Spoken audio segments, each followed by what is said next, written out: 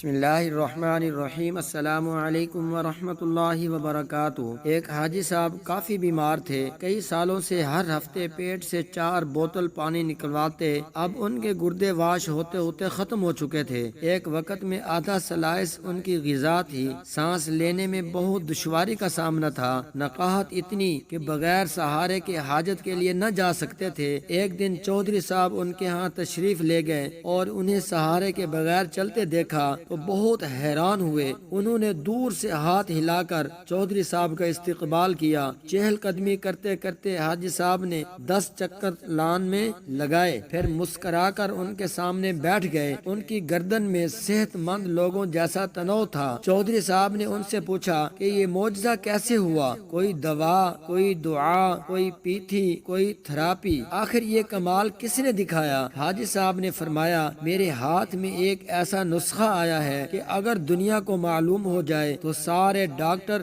حکیم بے روزگار ہو جائیں، سارے اسپتال بند ہو جائیں اور سارے میڈیکل سٹوروں پر تالے پڑ جائیں۔ چودھری صاحب مزید حیران ہوئے کہ آخر ایسا کون سا نسخہ ہے جو ان کے ہاتھ آیا ہے۔ حاجی صاحب نے فرمایا کہ میرے ملازم کی والدہ فوت ہو گئی۔ میرے بیٹوں نے عارضی طور پر ایک 6-7 سالہ بچہ میری خدمت کے لیے دیا۔ میں نے ایک دن بچے سے پوچھا کہ آخر کس مجبوری کی بنا پر تمہیں اس عمر میں میری خدمت کرنا پڑی؟ بچہ پہلے تو خاموش رہا، پھر سسکیاں بھر کر بولا کہ ایک دن میں گھر سے باہر تھا، میری امی، ابو، بھائی، بہن سب سیلاب میں بہہ گئے، میرے مال مویشی، زمین پر رشتہ داروں نے قبضہ کر لیا، اب دنیا میں میرا کوئی نہیں، اب 2 وقت کی روٹی اور کپڑوں کے عوض آپ کی خدمت پر معمور ہوں۔ یہ سنتے ہی حاجی صاحب کا دل پسیج گیا اور پوچھا، بیٹا کیا تم پڑھو گے؟ بچے نے ہاں میں سر ہلا دیا۔ حاجی صاحب نے مینیجر سے کہا کہ اس بچے کو شہر کے سب سے اچھے سکول میں داخل کراؤ۔ بچے کا داخل ہونا تھا کہ اس کی دعاؤں نے اثر کیا، قدرت مہربان ہو گئی۔ میں نے 3 سالوں کے بعد پیٹ بھر کر کھانا کھایا۔ سارے ڈاکٹر اور گھر والے حیران تھے۔ اگلے روز اس یتیم بچے کو ہاسٹل میں داخلہ دلوا دیا